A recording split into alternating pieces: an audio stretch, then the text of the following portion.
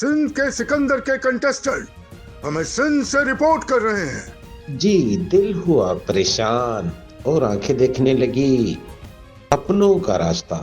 लेकिन क्या करें, सांगड़ के करीबी गांव अहमद खान मरी का रिहायशी सद्दाम हुसैन खासकेली ने ससुरालियों की जाति के खिलाफ मीडिया से बातचीत करते हुए कहा कि मैंने हैदराबाद की मोअज़्ज़ज़ अदालत में 3 साल कबल परवीन खासकेली से प्यार की शादी की थी। अभी कुछ रोज कबल मेरी साथ सभा की अपनी बेटी को घर ले जाने के लिए आई और मेरी इजाजत से अपनी बेटी को घर ले गई।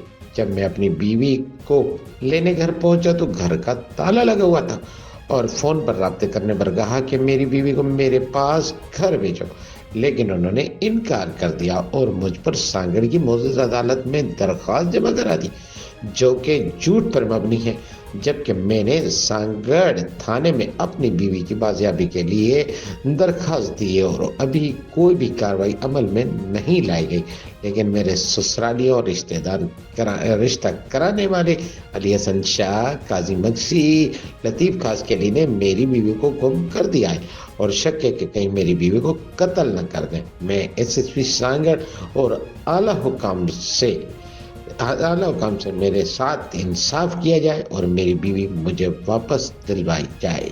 Abbas Alvi, Sanghar phase news network, division शहीद बेनजीराबाद। आपने रिपोर्ट मुलाहिजा की।